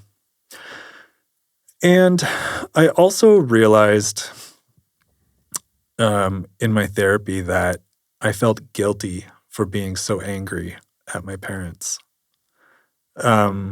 because of where they were at now and the love that they were showing me and the effort they were putting into building a relationship with me. I felt guilty for at the same time still being so angry and so hurt. And it was preventing me from allowing myself to experience those emotions so that I could work through them and heal them, right? And so it was getting in the way of me healing myself, which is what I needed to do to get to a place where I could authentically reciprocate what my parents were offering me in terms of that relationship. And so after a lot of thought, I made the decision in 2012 to write my parents and say that I can't have you in my life anymore. And I explained to them, like, I'm trying to meet you where you are at, but there's so much hurt and so much anger that is in the way. And I need the freedom to be angry and to be hurt so that I can work through it and build this relationship with you. And I can't give myself that freedom with you in my life because I just feel guilty. And they were really hurt. But to their, I forget what the saying is, but to their benefit? No, not their benefit. Credit? Credit, thank you. You're welcome. I'm here for you, buddy. Having a dumb moment. To their credit, they respected my decision. And they stopped communicating with me. And it was so hard because now I had the added narrative of I'm a horrible son because I've done this to my parents when they're trying so hard to love me.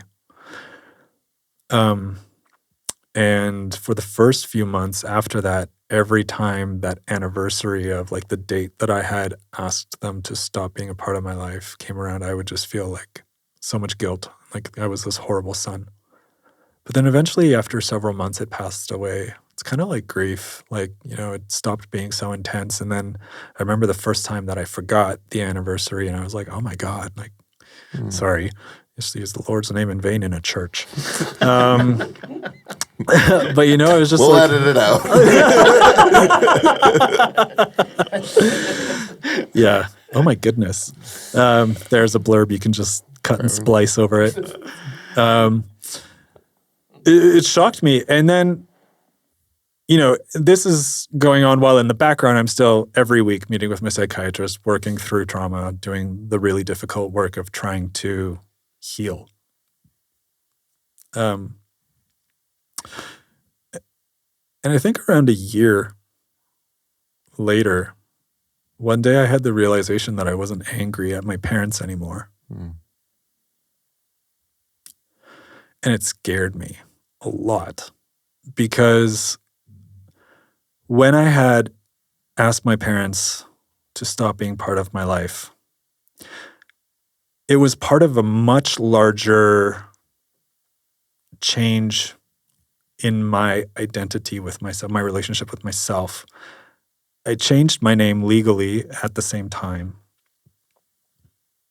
because I felt so trapped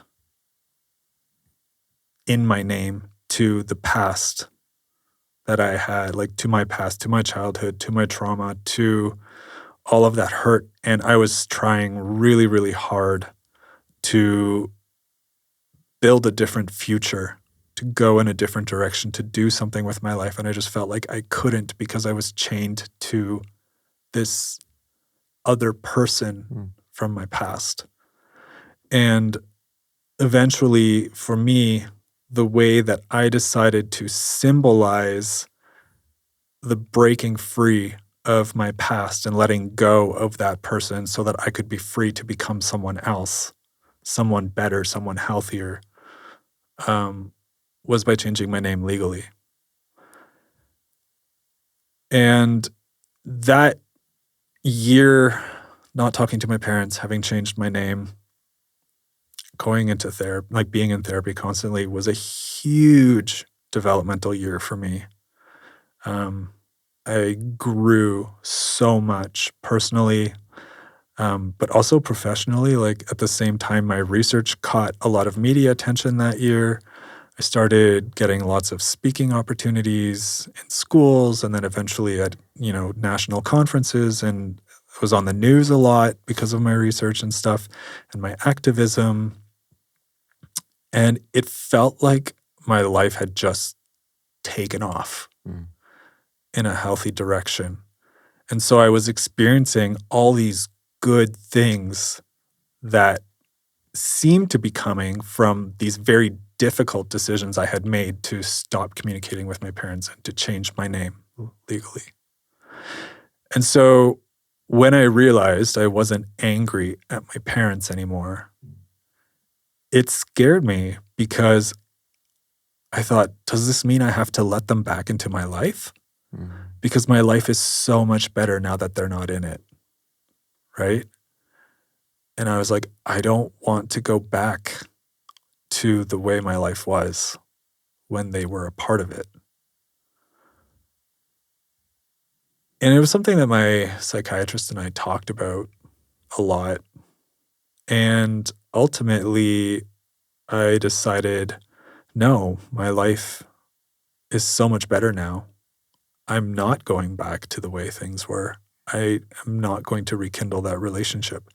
And at that point, I believed that I would spend the rest of my life estranged from my family. But, life doesn't really work out the way you always think it's gonna. And I was dating a guy at the time who was an LGBTQ refugee from Iran and had to flee his country to save his life, and was living in Canada, unable to be with his family because of being gay, and unable to even tell his family why he had left Iran and disappeared for over a year before they found him online, like through social media. They thought he had just died and disappeared. And he couldn't even tell them why he had to leave because it would put their lives in danger, right? And so he looked at my situation and he was like, I don't understand why you won't talk to your parents, you know?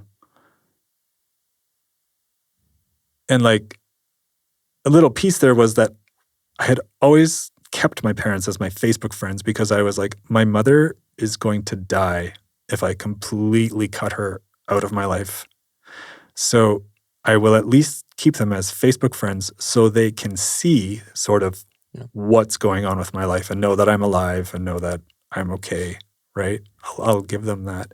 And so they had seen a bunch of pictures of me and my partner. And so I sent them an email and just said, by the way, like, or not an email, a Facebook message, just said, by the way, this is my partner. Just so that you know who this man is that's showing up in all of my pictures. And then I think my partner reached out to them or reached out to my mom, and my mom was chatting with my partner and sort of telling him that they really wish that they could be part of my life, but that because of where I was at, like, they couldn't. And so for my partner, who was like, I would give anything to be able to be with my family, but I can't because my life is in danger. Seeing me with my parents who want to be part of my life, knowing that I'm gay, and me pushing them away, he just couldn't understand it. And so he kind of like kept pushing me to get back in touch with them, pushing me to get back in touch with them. And I would just kept resisting and resisting and resisting. But then like I was graduating from my bachelor's degree, and that was a huge deal to my dad and to my family. And eventually they got in touch with me about that. And they said, you know, whether or not you want to see us or talk to us, we're coming to Manitoba for your graduation because it's really important, and you don't have to talk to us or anything, but we want to be there for that. And it opened the door, you know. And I was terrified to see them again because it had been almost 2 years at that point that we hadn't talked. And I hadn't seen them for, I don't know how many years it had been at that time that I hadn't seen them. And, you know, I remember like the day that they pulled up on my street and I saw them walking up to my house. And it was like, on the one hand, it was a super weird thing where I was like, I haven't seen you for so many years. Like, what is this going to be? And then on the other hand, it was like, I just saw you yesterday and nothing has changed, right? Like that huge sense of familiarity, but also then that sense of like total estrangement. And that visit went well-ish. Like, it was fine. There was no conflict. My parents were being super, super careful. And everything was very surface level to stay safe. And I remember when they left, I was deeply touched and I was deeply appreciative of the fact that they had come. But I was deeply dissatisfied with the surface level interactions we'd had. And I was like, if this is the quality of interactions we can have now, if they're going to be part of my life, then I'm not gaining anything by having them in my life because that's not the kind of relationship I want to have with my parents. And so I was still pretty ambivalent. But then a few months later, when I moved here to Ontario to start grad school, I contracted viral encephalitis, either the day I left Manitoba or on my flight or the first day I was here in Ontario, because within like 3 days I was almost in a coma. And then I was hospitalized. I was in the intensive care unit for several days. Had no idea what was going on because my brain was, if you don't know what viral encephalitis is, it's your brain swelling and it causes internal hemorrhaging, and then eventually you go into a coma and then you die. And so like, my parents were in Mexico trying to figure out what was going on. And on our end, like my uncle and auntie who I was visiting had no idea what was going on. The doctors didn't really know. They weren't saying very much. And I looked fine and appeared fine in interactions. They're like, yeah, you don't need to come. Don't worry. Like Harrison's fine. But like after being in the ICU for like 4 days and sort of hearing some horror stories, and of course, if you Google viral encephalitis on the internet, like you are going to die. Yeah. Or if you don't, you're going to be permanently brain damaged. My parents were horrified, and they were like, after I think it was like in the ICU for 4 days before, they were like, well, are we just going to wait for our son to die before we go to Ontario, or are we going to go while he's still alive? And so they came up and saw me. My dad stayed for a week and came to the hospital like every day, which is a huge deal for my dad because that's so not what he likes doing. And then when they were convinced that I would recover, my dad went back to Mexico for work and my mom stayed. And I was in the hospital for 3 weeks, and she came and sat in the hospital all day, every day, to be with me. And then when I got out of the hospital, she helped me move to Waterloo, get me set up for grad school. And then when she was convinced that I was set up and that I would be okay, then she flew back to Mexico. And that was the turning point in our relationship, because that was when I felt for like the first time that my parents loved me. Which is interesting as I'm connecting dots here now.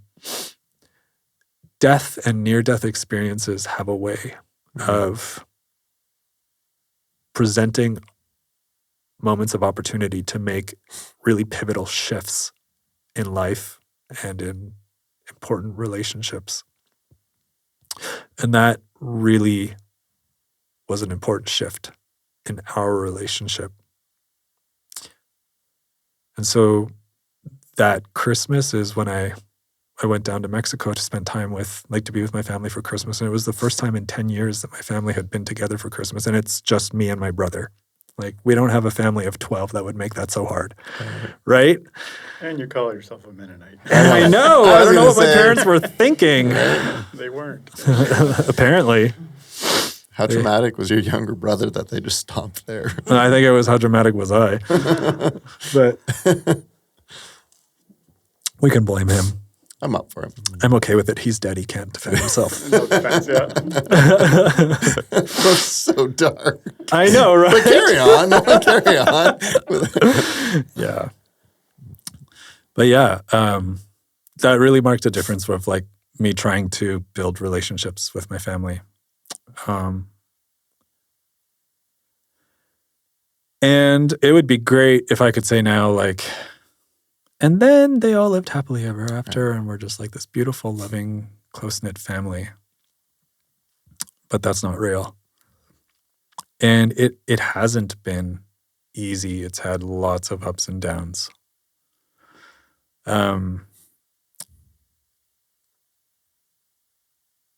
But we've kept trying. I've kept trying. I think that we know that we love each other. That stopped being a question for me. Do my parents actually love me? That stopped being a question. I was like, I know they love me. but they don't accept me, is where I landed. And they have a very hard time with me saying that, because in their mind, they accept me. But they don't approve of me being gay. And from the Christian perspective, there's the whole love the sinner, hate the sin, which is really a false dichotomy. It's a dumb. Sorry? It's a dumb line. Yeah, it really is. It doesn't work. It's a scapegoat. Yeah, and... But I don't have a better one. I know. And like, on some level, I get it, because I was raised in that way of thinking, that we can somehow separate people's identities or the way that they are from who they are. And in the case of sexuality, you can do that if you think that sexuality is a lifestyle.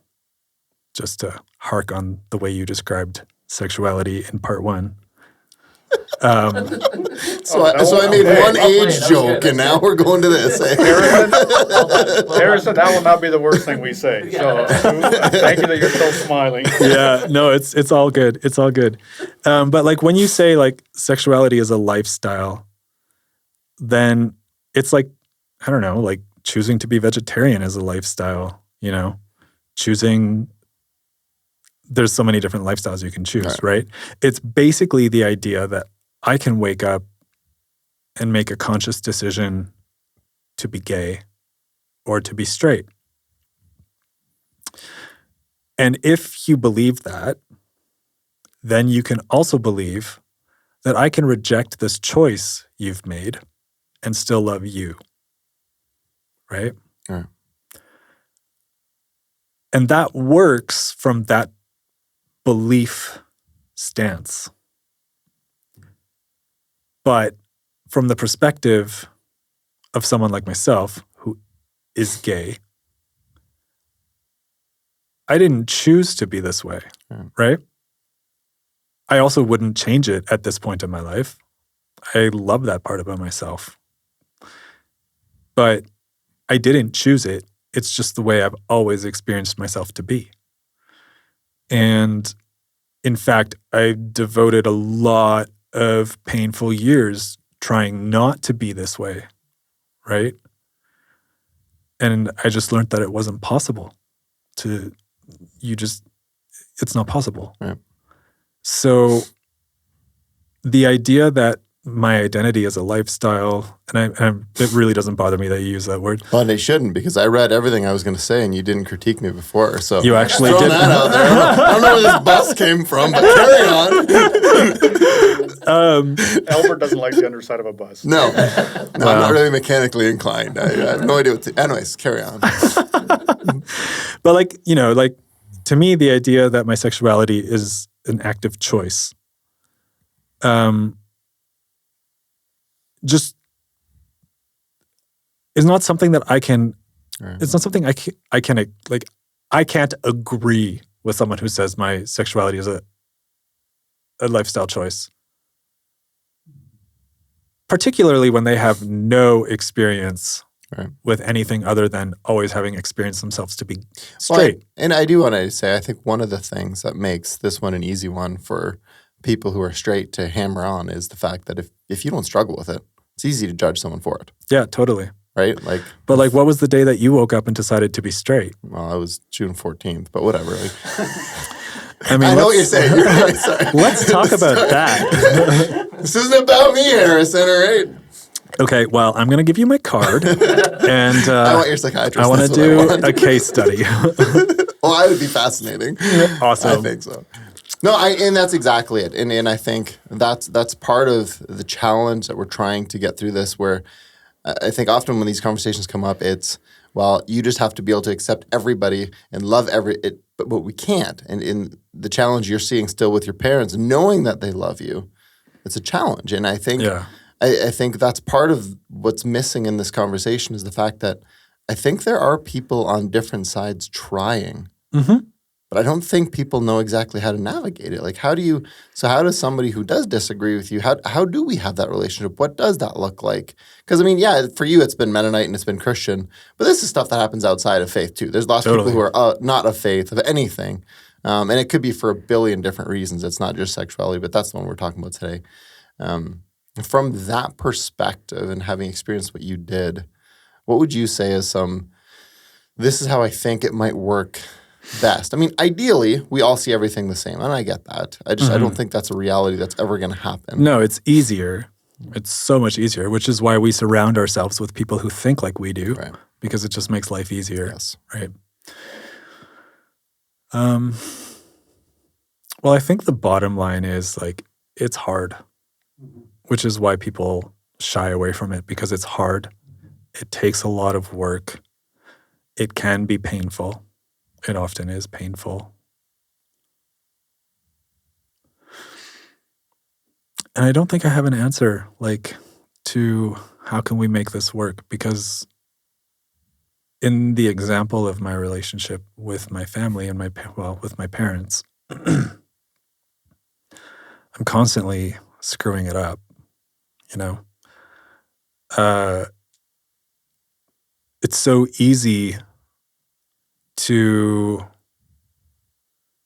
get stuck in my emotions, to get stuck in past hurt, and to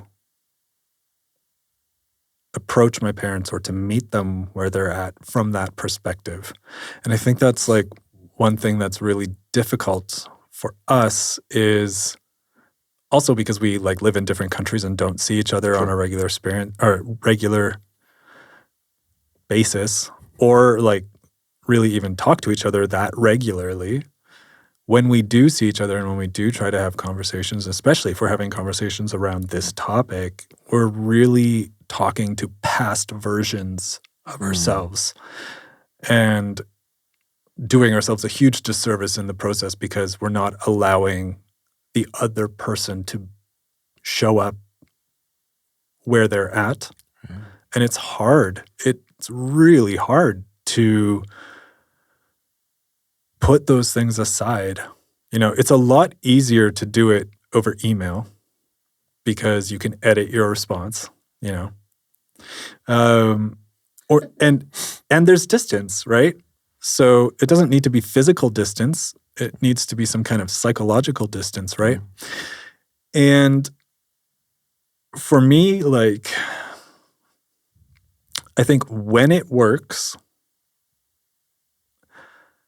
it's because I go into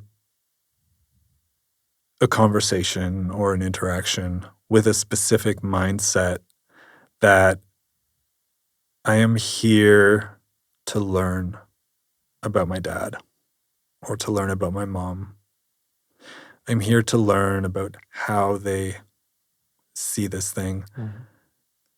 Because where I want to go naturally is, I'm going to tell you why everything that you think about me as a gay man is wrong.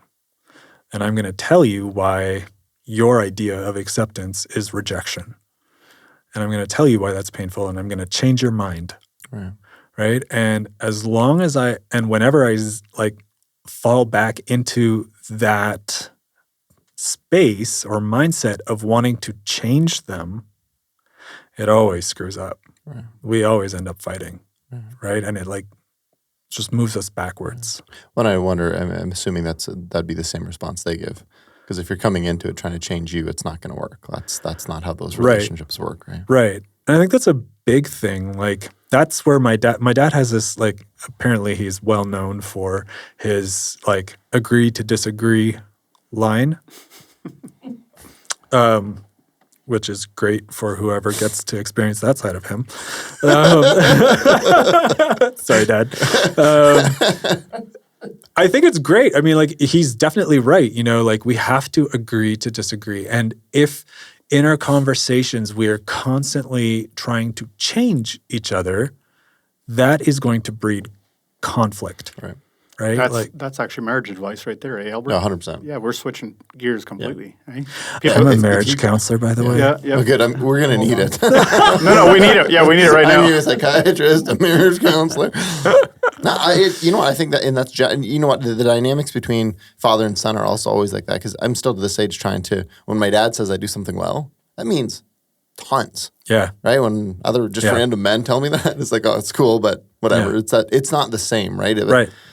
But that's, at the end of the day, there's still that longing in us, and I think that's what makes that so challenging, because at the end of the day, what you want is for it to just, that relationship at least, to be one where they just love you for exactly who you are. And that's what I think when you get into these conflicts, that becomes the really, really deep-rooted challenge, because Right. we've noticed that with fostering and adoption and everything, it doesn't matter how bad your relationship with your parent is, you'll never replace that.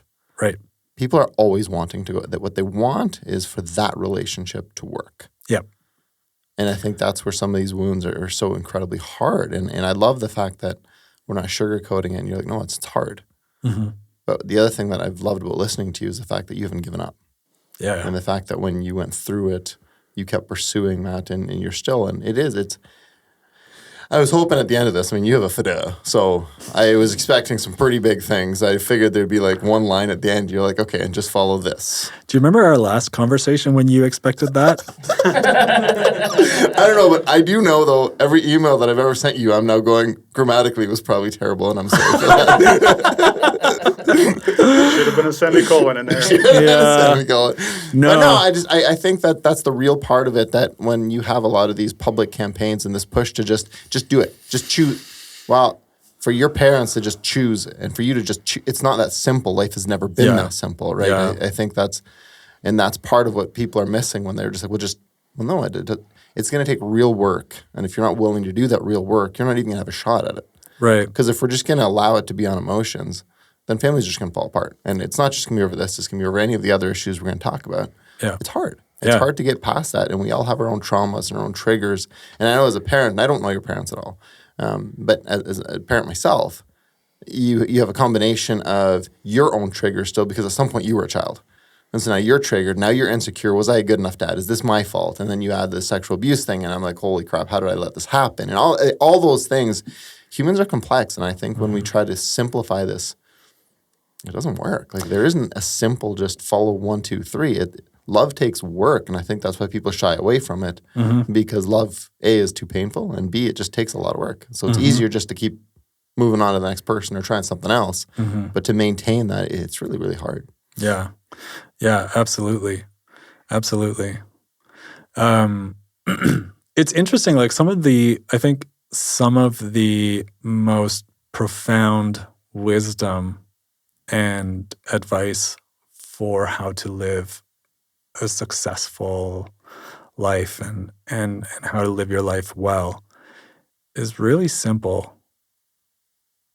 Deceivingly simple. It sounds really simple. Like the last time we chatted, like we were talking about like how do we, like as a church, like open and welcome folks in the LGBTQ community, and like at the end of the conversation, it kind of just boiled down to like love. Show them love. Show them the love that Jesus talked about in the Bible, which is like pretty impossible as a flawed human being to live up to that standard, right? But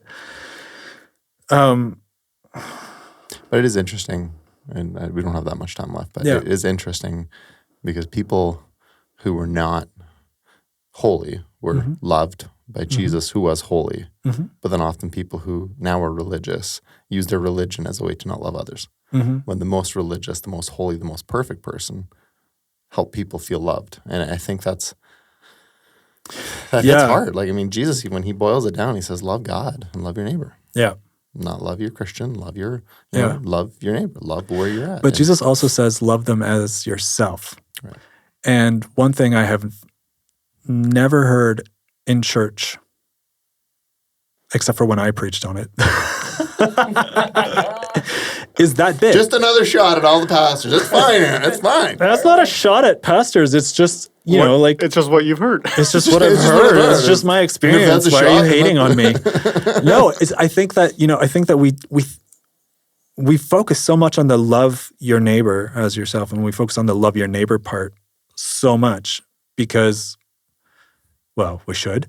But that as yourself part is so critical. If you hate yourself, you're going to hate your neighbor because, and then ironically, you're doing exactly what the Bible told you to do, right?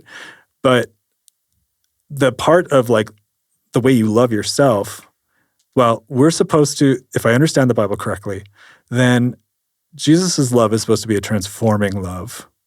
And if God, just for stepping into like the biblical line of reasoning, if you will, if God actually loved us so much that he sent his only son to earth to be murdered in a horrifically cruel manner so that he could repair the relationship that sin had broken and et cetera, et cetera. But if he valued us that much, then our sense of what we are worth should be coming from that. That should be telling us something about how much inherent worth we have as individuals. And if our love for ourselves was informed by that, and then that became the way that we loved each other, that would change the world, right? Because people respond to love because it's a fundamental human need, right? And throughout my entire life, the people that I responded to the most, that I was drawn to, were the people that showed me love, right? Especially when I was going through a lot of the difficult things. And it was interesting in university and for a while after I realized I didn't believe in God and I started like just trying to process what religion had sort of done to me. I had this idea that every Christian is bad, which is a simplistic place that you start to protect yourself from certain experiences. And when I met people who called themselves a Christian, but who showed me love at every turn, it like fundamentally shook my view of Christianity and of Christians because it did not align with my idea that every Christian is bad, right? And so while I might still be saying like every Christian is bad and church is evil and blah, blah, blah, blah, blah, there's something happening inside, right? Because you're like, this doesn't fit my idea. And it's interesting, like when my brother died, it was the first time that I really went back to church. Like the last time I saw my brother was the first time I attended a church service in over 11 years, which is a whole other story of why I was in church that day. But then after he died and, spending time down there and like getting to know his church and getting to know the people in his church, the thing that I was just blown away by was like the love that I experienced from them. And they all knew I was gay. I was at my brother's funeral with my partner. I talked about my partner at his funeral. And they like were all super open and loving. And I later learned in conversations with some of them that they still believed that I could not be gay if I chose to and stuff like that. They had these beliefs, but what mattered was that what I felt in my interactions with them was love. And experiencing that in the immediate aftermath of my brother's death, like, was a massively healing moment in my life because it brought down so many of the walls that I had built against church. And it allowed me to see another possibility, a possibility of a church being a safe-ish place, right? Whereas I had always experienced it as a dangerous place.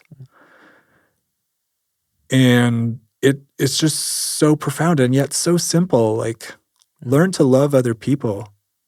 Like, live out radical love. It changes people fundamentally, but it's so hard to do, right? Yeah. And when I discover how to do it, I'll be a billionaire. Because I will put your fidelity use, figure it out. Yeah, exactly, right? But yeah, no, I mean, that's the thing. Like, that's what it comes back down to. I think, like, with my parents and that, just to kind of come full circle, like, no matter how frustrated I get and have gotten, even after we've been, like, repairing things, I know that they love me without a doubt. I know that they'll be there for me without a doubt. I know that they will accept me and my partner into their home. They will love my partner. Even though they don't agree with me being gay, even though they struggle with the idea of me getting married to a man, even though all of that exists, I know that that love is first and foremost, and that it will always sort of define the relationship that we have with each other, regardless of where we come down on the sides of this issue.